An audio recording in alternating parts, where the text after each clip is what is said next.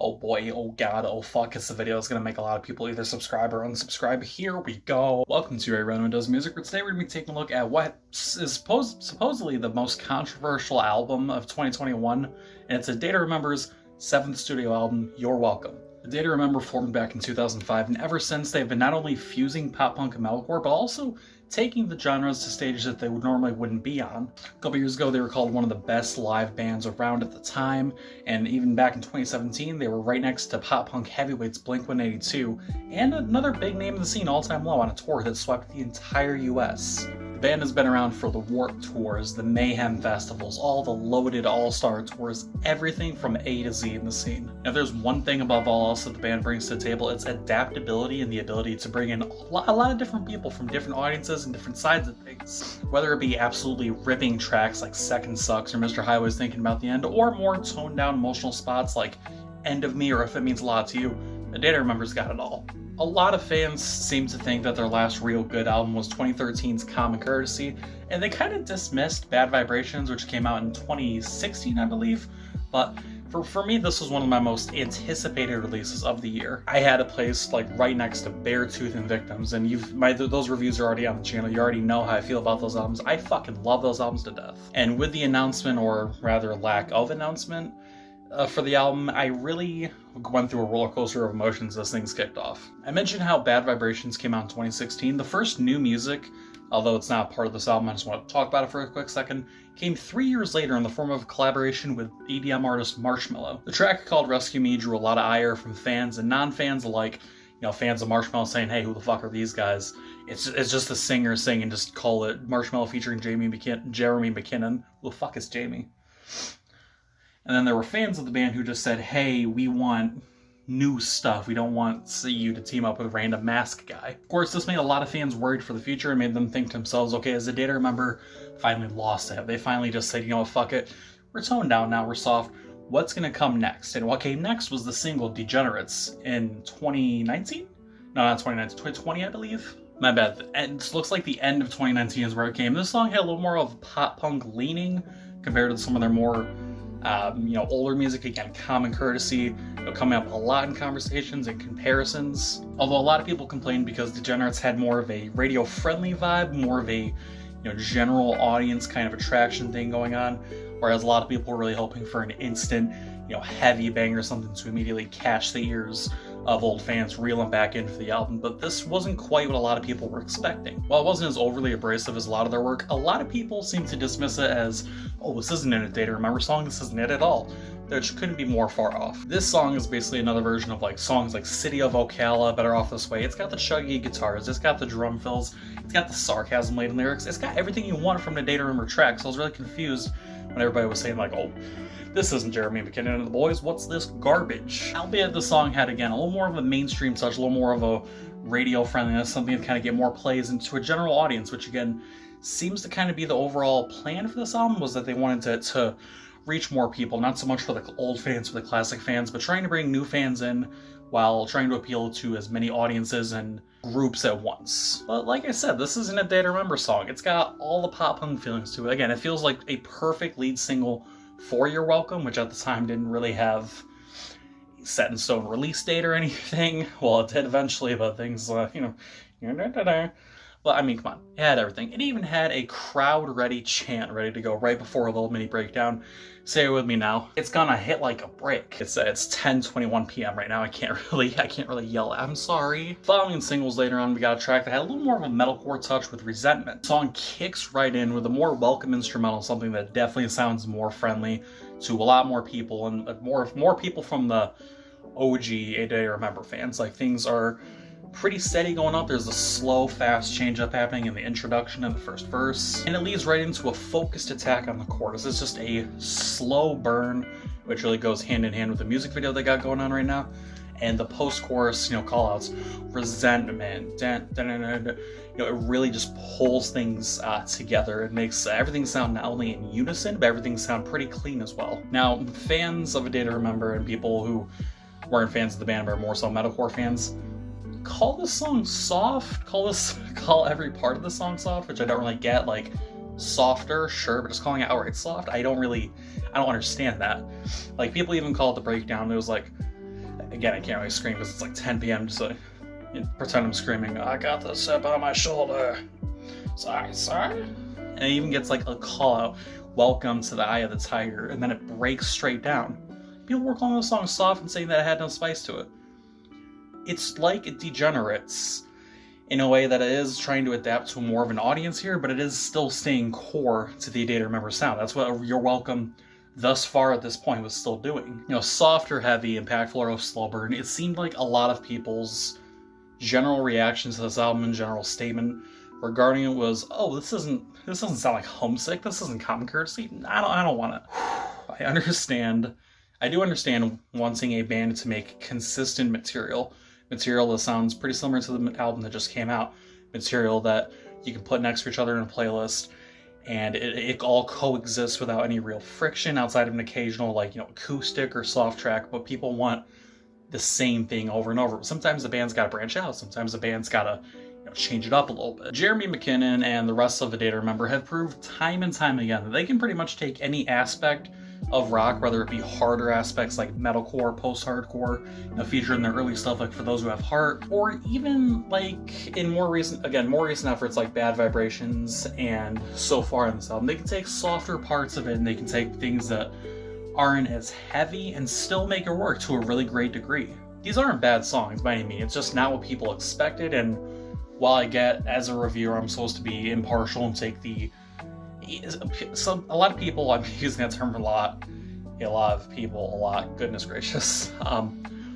When you review music, a lot of people expect you to kind of regurgitate the same thing that, outlets like Pitchfork, Alternative Press, God forbid ARTV say, and just sort of like agree with them, sort of keep the same opinion going. But I couldn't be further from that. Granted, they're definitely, again, not classic ADTR. I'm even going to go so far as to defend the songs FYM, Fuck You Money, and Bloodsucker, the straight up pop rock songs down in the South here. It still has the band's core intentions. It still has their drive to create something that not only has a catchy vibe to it in the more recent efforts, but also has the core Day to Remember formula and idea behind it. You can take the lyrics for Bloodsucker and take them from the, sing-songy, kids music, whatever you want to call it, vibes.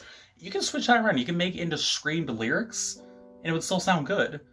That's the plus to Bloodsucker. And on the opposite end there, Fuck You Money, that type of song could not be done as well if it was made into a metalcore leaning song. It had to be done in this way, and it does what it needs to do pretty well. Chilled selections work momentously better than what could have been just breakdown after breakdown for this album so far.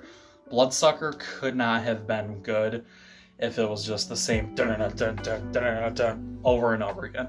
Fuck You Money would not have had as much effort if it was just like You just can't keep doing that over and over. Just because it's a few steps down in energy and overall just continual momentum over the song, like say you have Downfall Levels up here, and Fuck You Money could be down here because it's not as getting at you.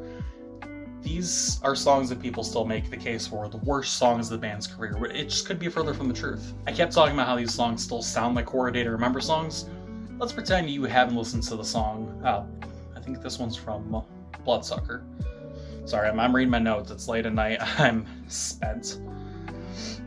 I'm gonna read you these lyrics and just put them in your head for a sec. Pause the video, try and think of them in multiple different aspects, and to yourself think what area they would sound best in, whether it be a screamed song or the core of the song as it already is, which is more of a pop rock approach. Here are the lyrics. The cross above my head hangs like a question mark above my head. My good intentions led me to a dead end yet again. These are without a doubt lyrics written by Jeremy McKinnon. These are without a doubt lyrics that coexist within the Day to Remember song. I can feel the, again, genuine idea behind it.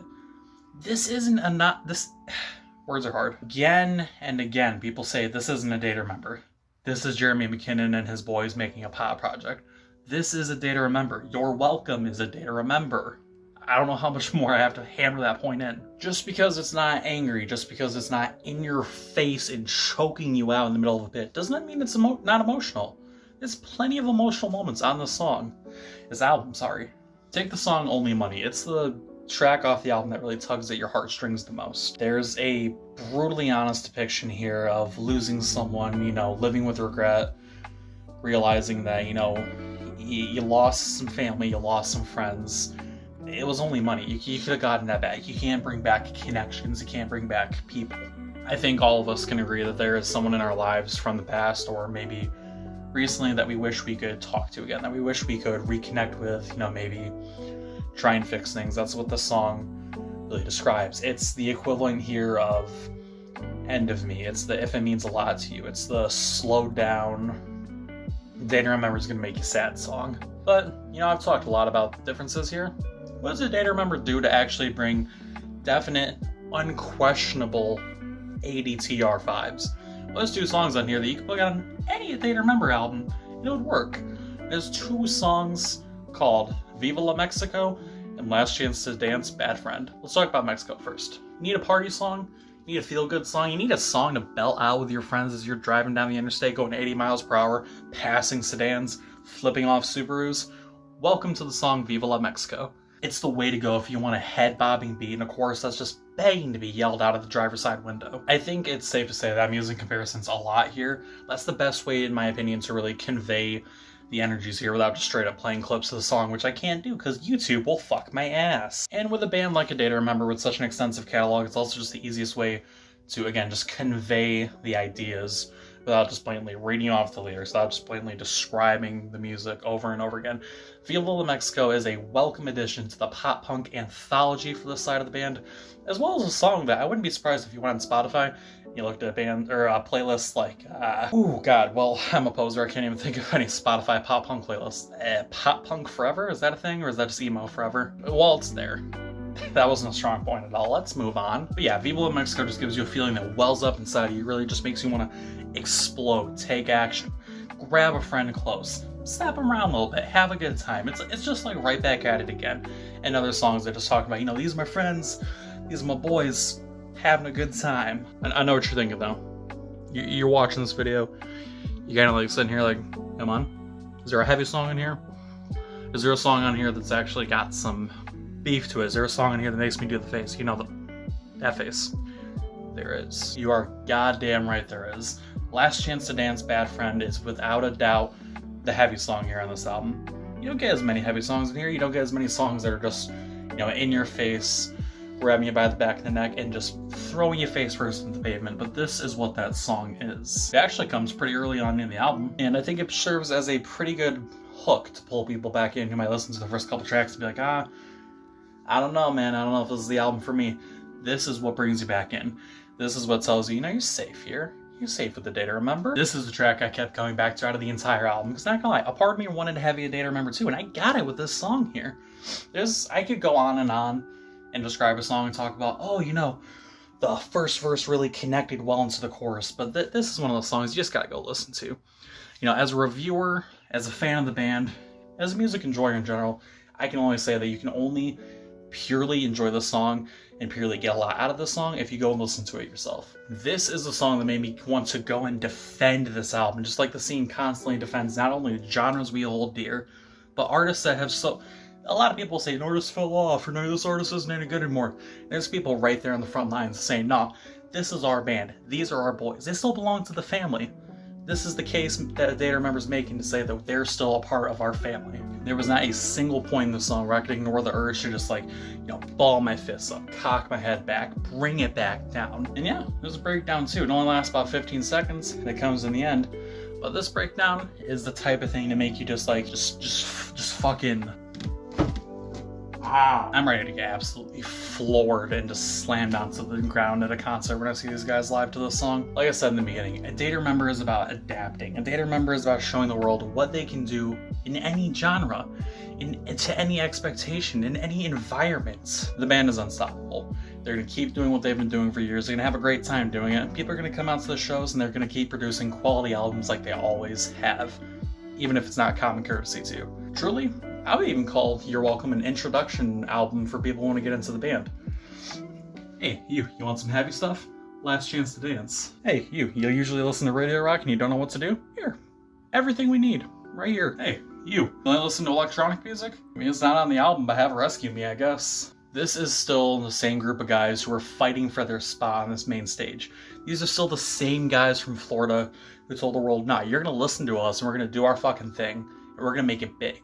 They've made it big, and they're doing their victory lap right now. There's constantly gonna be people saying, oh, well, we want the old song back. With any band, there's people who still want Hollywood Undead to go back to their old sound. There's people that want Asking Alexandria to go back to their like original sound, or even just something off of the self-titled album, which really tells you something when people call the last album a better album than the new one. Point is, people are always going to expect artists to just do whatever they want. You gotta let the artists breathe. You gotta let them have their fun, you know, really just spread out their wings, do something different. Because when a band does something different, it's exciting in one way or another. A band can try out a new sound, like, for example here, Bring the Horizon. They did That's the Spirit, they did Ammo. Wildly different albums compared to the usual stuff. And then what did? They came back with Post-Human Survival Horror with some fucking heavy shit. And everybody loved it. It's all about evolution, and A Day to Remember has performed an evolution expertly with this album here. And that is why I'm wrapping up this review here by giving You're Welcome by A Day to Remember 8.5 out of 10. And that brings that brings the review to a close. If you enjoyed the review or if you enjoyed the album, talk to me down in the comments about it.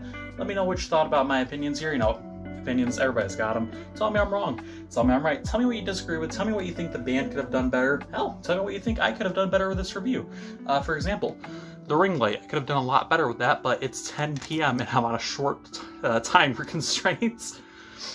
Regardless, though, thank you so much for watching. If you'd like to, and you can, subscribing and liking would really help me out a bunch. But regardless, stay safe, stay hydrated, and I'll see you next time.